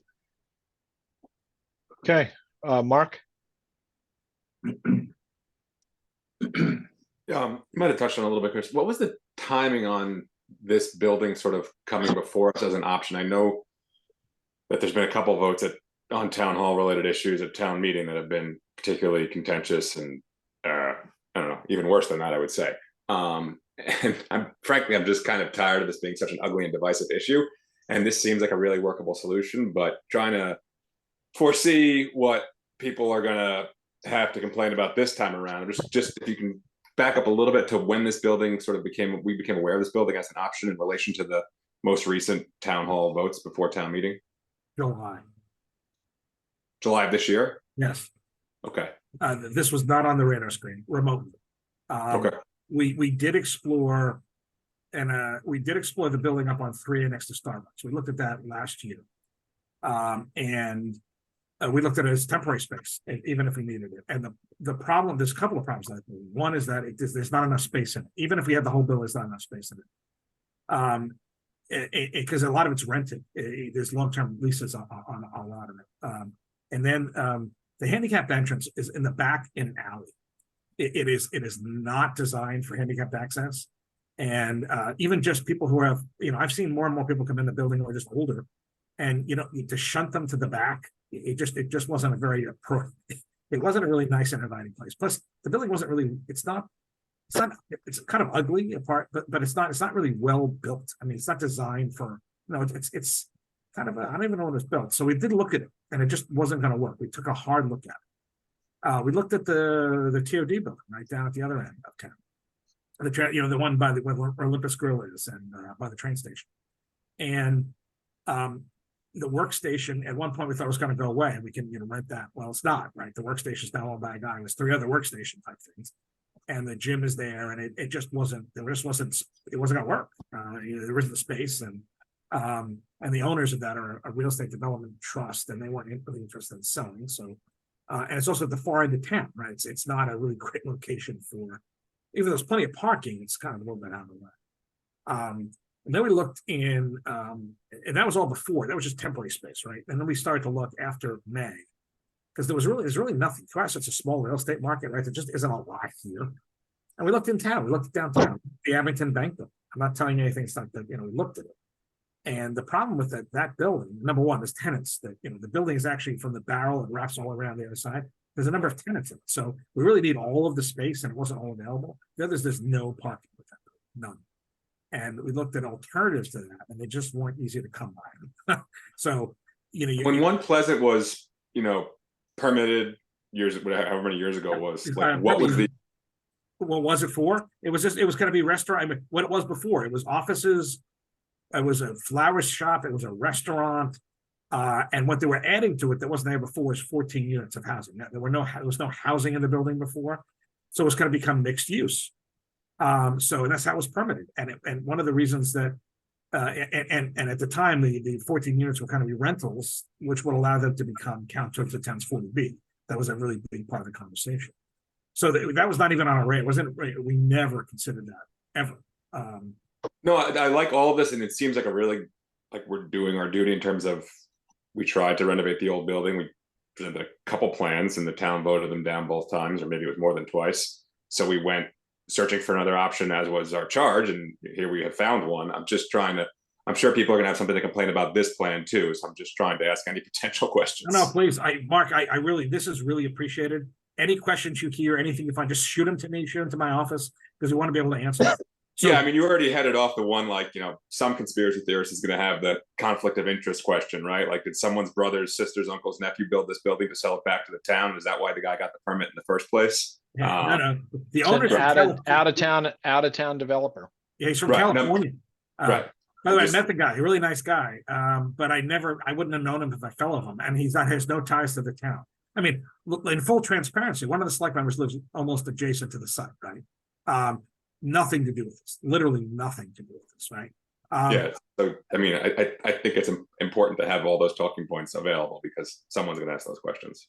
And when we looked at, and again, I was an incredible skeptic. I'm like, I'm like, you guys, this is, I mean, why do we want affordable housing units? What about it? What is this building, right? And then I looked through it. It's one floor, right? Number one, it's one floor access. No more elevators, no issues. Everyone can get everywhere. It's tight. It's not overwhelming, right? 8,000 square feet is less than we have now, substantially less. But we don't have the auditorium, and it's much better laid out. So we're making much more economical use of this space. I saw the architect's plans today of how the proposed layout for the first floor. And it's, Yeah. you walk in the front door and everything you need is right there, just what we envisioned in the And I'm first. just imagining the whole building is going to be more efficient and cheaper to run as well. Just, Yeah. Right, So it's to Monaco. So yeah. So by the way, Okay, thank you. any questions? I No, took up too much please. time. I appreciate it. Ask those questions. So we want to make sure every FAQ that could be reasonably asked, we answer. Okay. I had a thanks. quick thing, and then Diane, Mark, just by way of background, 30 years ago, when I moved to town, that building was a light industrial building. I think it was like a high lens or something. Eyeglasses. Yeah. And it was, kind of a long wooden barn of a thing. And then it was redeveloped into shops, but it was pretty marginal, although there's some shops in there I quite liked, and a tea house, which was charming. But then my understanding is, this developer bought it, tore it down, and I had the same interest you did, but it in terms of it being something I walk past literally every day.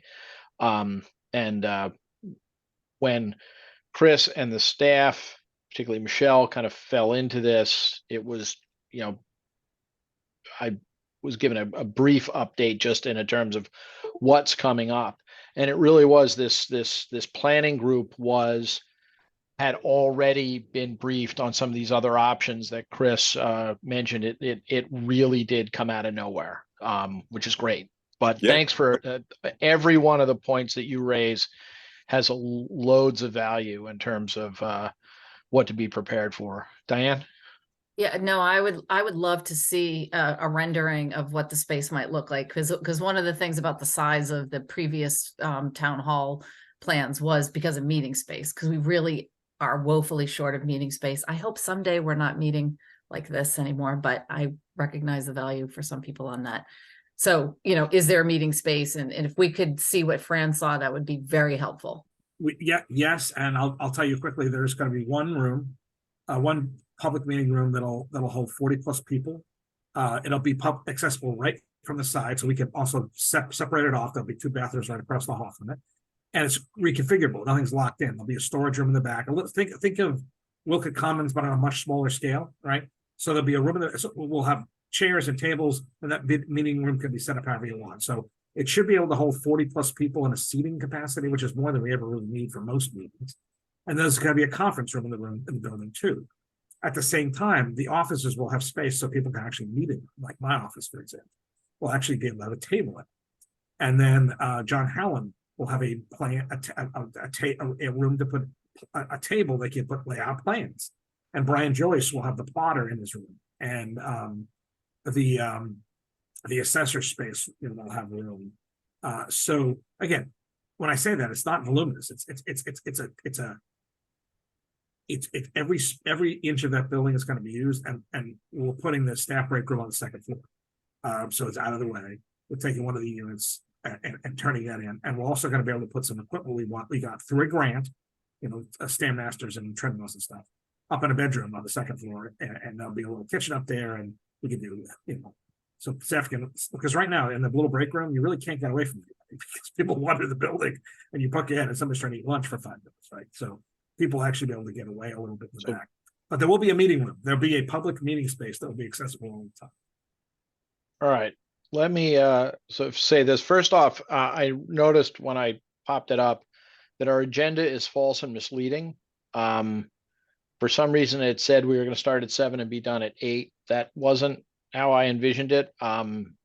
The hours got messed up. I expected to discuss this through a little after 8, and then the zoning bylaw amendment proposals, and then liaison discussion starting now. But I think that given where we are and given that we're, over an hour and a half into this, that maybe it would make sense, having, heard what Chris has to say about these big proposals that are coming up. Let's talk about what we want, or what we think we want. We don't have to make final decisions right this minute, but we're going to need to be prepared for next Wednesday. By my calendar and what I've been told, this warrant needs to go to the printer. Tell me it's October 12, not 11, Chris. Yeah, you have the 11th if you need it. Okay, so we have 3 meetings if we need it. Okay, we have 3 meetings to get to a point where I think it would be consistent with our charge and mission to be making recommendations to town meeting on all the ordinary stuff that we can bang out in, an hour or so at one of these meetings, but also the 4 or 5 or 6 major spending and capital articles. I think it makes sense to have recommendations on them because they interlock. The hearing on the zoning bylaw amendments, I believe, is scheduled for next Wednesday, the 27th. So the zoning bylaw won't be ripe for decision until then. I don't think there's any meaning unless everything else lines up and we could hear them on the 11th and make a recommendation. My suggestion, and since I get to write the agenda, is probably persuasive, but I'm certainly, that's not how we've done things here. I think that between the 11th and the date of special town meeting, which is, remind me, Chris, why isn't it on my calendar? November 13th. November 13 for special town meeting. That is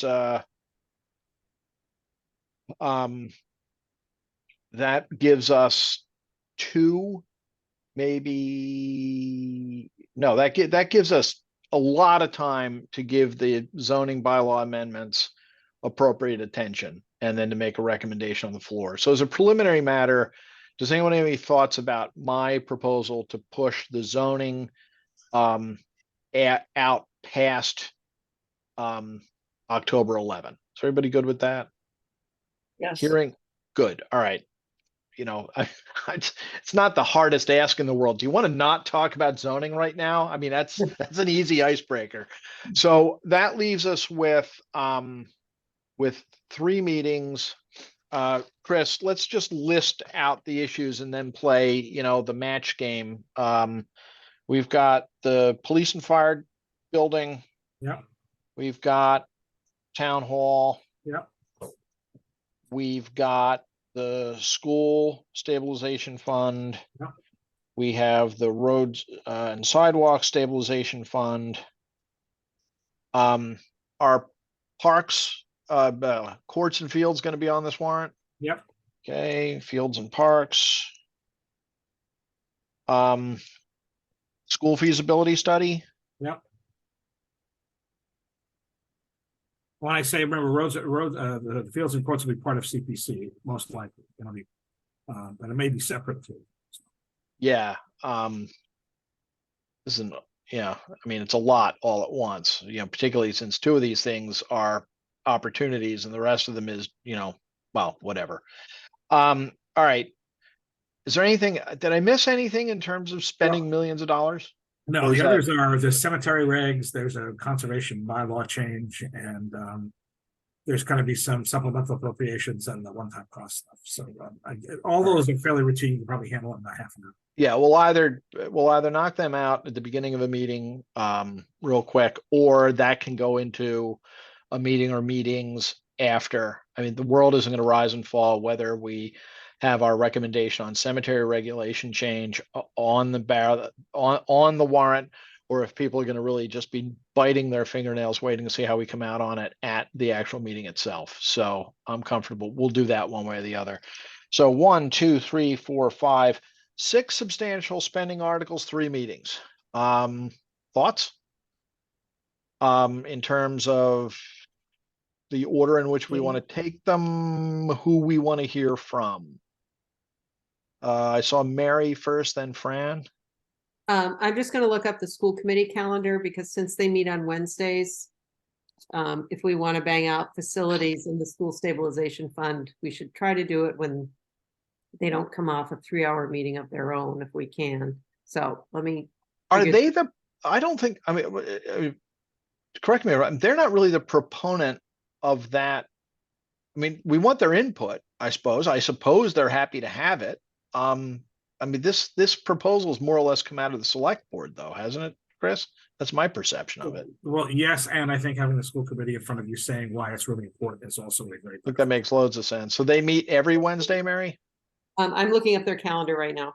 Oh, thank you. I'm sorry. Well, while you look, Fran, Mark, then Diane. Fran? I have another question. Let's finish this discussion here, and then come to me afterwards.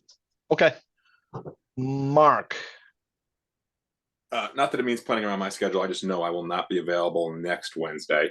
But I will be available after that. And if the federal government shuts down, I'll be plenty available. So I will be taking on all tasks. So just let me know. Awesome. That's great. I'll look forward to the Yeah, catastrophic absolutely. cessation of federal governance so we can have more of your time. Exactly. Diane. Yeah, and if that happens, that's not going to bode well for any of our discussions in terms of getting more money out of people. Just a question, Chris, in terms of the select board's expectations for recommendations to go out on the warrant, because that might help us cadence our work, because typically they don't make their recommendations until we've made our recommendations. Now they've already signed I think PNS. they already signed the PNS for at least 2 of these buildings. So I suppose that Rubicon's been crossed, but I'm sorry, Chris, the question was for you, not for me. Yeah, no, so if these were linked and if we're gonna lay these out and kind of linkedness, right? The school visibility and the school stabilization are, they're all schools, right? Putting them on the same night makes perfect sense. Town Hall and 135 Kingwell that are not linked are similar things, like the purchase of buildings with renovation. The question is how much in depth you want to go into any of them. I can have both chiefs available. Michelle can be available as you need. If you heard already had Fran's walk the building, and I have John Howland available. So, I mean, you could do a field trip to the sites if you want. I mean, so the question is how in depth do you want to go on some of these? I would say that in terms of what's baked, and the fields and courts are really, I mean, the plan is the plan, right? I mean, that's been really well vetted.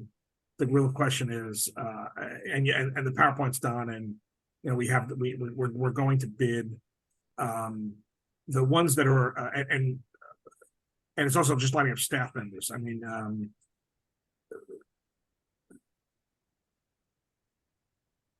And when is CPC going to be looking into they're these? meeting. I want to say they're meeting next Wednesday too, on the 27th. That's I believe they're meeting on the 27th. I have to double check that. So why don't we check in with the school committee schedule, Mary?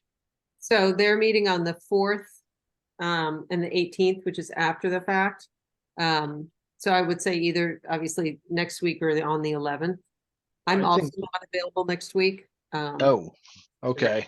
Then I would tend to say the 11th just because, oh gosh, if you and Mark are both not available next week, everyone else needs to take the blood oath to attend, because it would be very, very bad to not have a quorum. So How about October 3rd for the school stuff then? Is that okay? Does that work, Mary? Does that sound the like? 3rd is a Tuesday night. I'm sorry, whatever, the 4th? I'm sorry, when did you say they meet? They They meet meet on on the October 4. Oh, okay, I mean, we could do it on the 11th. They're not meeting on the 11th. What was wrong with the 11th? There's something wrong with the 11th. no, it's just that it's It is the last- last day, but Okay. you know, I think I mean, I think I'd rather have the meeting with the maximum number of our school committee alumni on the call, and you know, Mark, you're a constituent of the school department, are you not? I am, so I would Yeah. like to be, and Yeah. apologies that I keep moving around the house here. I'm No, I'm solo digging the parenting. I'm I'm digging solo the parenting this evening. I'm digging the light effects from the fan. We Yeah. also, we have We're- no first floor in our house right now as we're undergoing a major renovation. So my wife and I are living out of our daughter's bedroom, and that's where I'm currently sitting. So, Outstanding. Thank her for us for allowing the Yeah. intrusion. but no, I would, if I'm again, Then in no way yeah. asking people to plan these meetings around me, but that would certainly be one I'd like to attend if possible. then we'll put that in for the 11th, because I think that is important, to line it up that way. Hang on a second. Just want to check on something here. and Mary and Mark are both not available next week, right, which is the Okay. 27th. Yeah, I hope we're not futzing with the OML. Meg is on the meeting, but I don't think I'm revealing anything. She's lost her voice. So she texted me and said she may be able to be available on the 11th. So I think I'm comfortable because I want her on that meeting if possible too. Maybe we'll do some general business first thing and then take up the schools thing then, and with her and Mark and Mary and Jean. You know, we'll have, you know, not that the rest of us are chopped liver, but they're the sort of key players on the school side. Which then the 27th, do we want to put police, fire, and town hall, which are the biggest of the actually they're not. I mean, taken together, they're the equivalent of the school one, but the other big capital items, they kind of suggest themselves for the 27th. Yes, no? My opinion would be, could we do those on the 4th when I think we're going to have most of us here again? Not to keep putting it off, but I think it's really important to have as many members of the advisory board. And in full disclosure, I'm trying to save a nonprofit organization, and I have meetings almost every night. I don't want to, like, my schedule could be wonky too, but I think we should have as many people on these big projects advising and asking questions. So I agree. It's just which one, I mean, right. then It what could does be- that put on the 27th? 7th, right? Roads and sidewalks, parks and fields, but the CPC will not have had its Right. meeting yet. So, Right.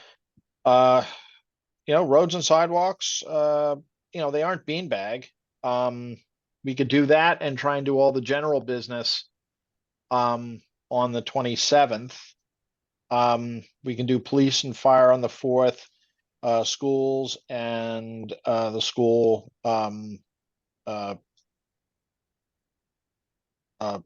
the stabilization fund and the feasibility study on the 11th. And that gets everything on our agendas. We'll talk about who the appropriate people to come in and talk to us are.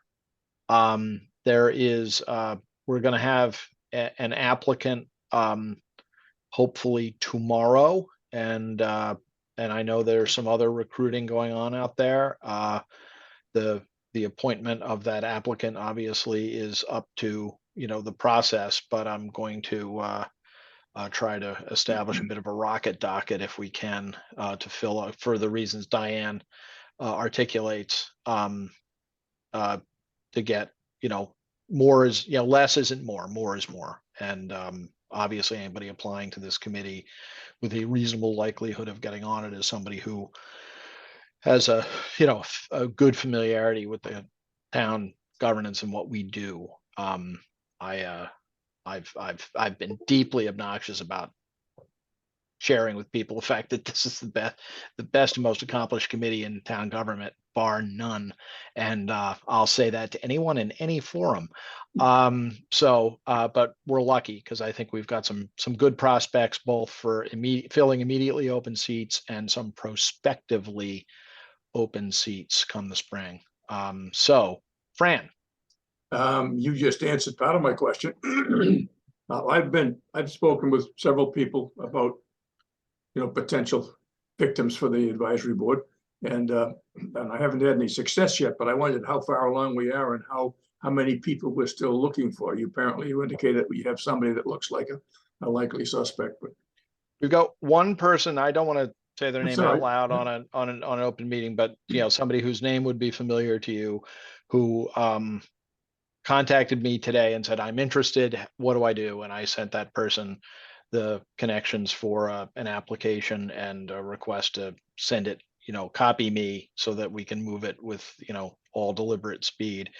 We have 2 empty chairs now, and we are going to have 1 or possibly 2 in the spring.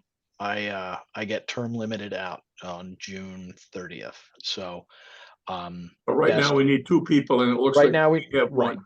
We got 1, and there may be others in the works. There are people on this screen who are actively recruiting, but that's no harm in saying, if anyone's interested, have them, submit an application. Oh, sure. I was doing there's a vacancy on another board that was the Troika appointment, the oddly named Troika committee, a Russian sled. I don't know, but we had 2 excellent candidates. It was a difficult choice, but there's always room. The alternative isn't you don't get to be on a town committee. The alternative is there's a half a dozen town committees that do really good things that are desperately, very much in need of talent. So if we have more applications that we can deal with, and people who are looking for things to do with their time and to fulfill their hankering for civic engagement, we can help them with that. So I'd encourage anybody who you think would be appropriate to apply. Ultimately, this decision, that's an interesting process. Yeah, well, But that's good. I just don't want to be out trying to recruit people and find out that we don't have any vacancies left. So yeah, that makes sense. I think I'll let you know Okay. what the prospects are. Good. So I think at 9 o'clock, we've talked about the proposed zoning bylaw amendments. I actually circulated something to you today that I got to fill your alone time with, but we'll get to that. I think when the time comes, we'll have a good discussion about these zoning amendments without trying to cram them in between other things. We have liaison assignments. I'll take them up next week if it's okay with you. At this point, they're really more about getting members of this committee engaged with different departments of the town as they start up the budget process for FY25. So I sent them around. They're obviously, they're last year's. There's even a couple of blanks in them. Think about what you might be interested in doing or not doing if you've been doing it and got tired of it. We will, we'll begin to connect people. I think, the budget process starts in the late fall, and certainly, staff and then the various committees start moving on it, well in advance of annual town meeting. And that, that's a big part of what we do. So, but we don't have to do it now. Approval of minutes and topics for upcoming meetings. If there are minutes floating around out there, I don't have them to hand, but I guarantee to you, we are the most compliant committee, possibly excepting the select board, when it comes to minutes, because unlike, other unnamed boards who have their last approved minutes from 2021, we're actually pretty current. So good for us. Most thanks to Ellen most recently. Jean, your hand is up. We did get asked by the town clerk for the April 26th minutes.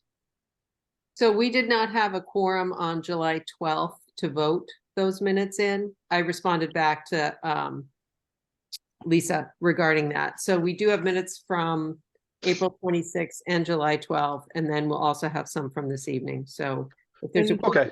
we Did can the vote. town meeting minutes get approved? From May 1, no. So we've got 2 or 3. All right, everything I just said was a thin tissue of lies. So, Don't put so- those in the minutes, right? the chairman No, admits everything they're he all- has said is, They were all pretty current, Rob. yeah, no, we're in good shape. But we'll catch those up the next meeting. Okay. Diane, I see your hand is up. Yeah, so I know I was late in terms of minute taking, and I'm gonna just say it one more time, Chris, if there's any way there's funds where we could have one of the, I know that we interviewed a few individuals who are doing minutes for other committees. I would argue this is one of the most important committees to have our minutes memorialized, and it is a burden for those of us trying to participate in the meeting to take those minutes. Although, we can find a solution to that if not. So, This came up at the beginning of the meeting, actually, and. okay, I know, and I was late. I apologize. No, I'm You gonna. just, tonight you no, just hired probably the worst minute taker in the entire new world, so that's what we are. Fran's doing it tonight, but we actually have someone on retainer who does minutes. And I'm gonna see about her availability and what kind of costs it's gonna cost. All right, And and if I need to bribe her with coffee at Seabird, I'm happy to do that. All with recorded meetings that, videoed meetings, it becomes so much easier. And we'll work with that. Okay, so minutes we'll deal with. Mary, if I could ask you to maybe round up the sets of minutes before next Wednesday and circulate them, and I'll make sure they're on the agenda and that we touch on them. The topics for upcoming meetings we just did. I did not reasonably anticipate any, we didn't find any new buildings to buy in the last 48 hours, did we, Chris? Slow week? No, Okay. we know. The new ballpark, we're gonna wait on that. All right, so unless there's anything else that fits into any of the aforementioned categories, if somebody wants to move to adjourn. Jennifer, thank you for being with us. We're sorry we didn't get to a level of granularity to actually have you participate, but we had the security of knowing you were on deck. So No if you're worries. in the bullpen, I suppose. I is was it. listening intently, so maybe next time. We appreciate that. Thank Okay, you. Have thanks. a good day. Do I get a motion? So moved. I think Second. Mary and then Oh, I think it was Jean. Fran, somebody moved it and somebody seconded it. Sounds You like can it's decide. anonymous. You can so we have to do this by roll call. So all those in favor, sorry, Gina Stino, aye. Fran Collins, All right, Diane Kennedy, Aye. Mark Maggi, Aye. Mary McGoldrick. Aye. Meg, I'm going to deem I'm you to be an aye. aye. Thank you. The one most important thing you could say all evening. And Rob Hillman, I too am an aye. So we stand adjourned until next Wednesday at 7 p.m. when we will be addressing the topics we just discussed. Thanks, everybody. I appreciate it. I know. Yeah. Say- Good night.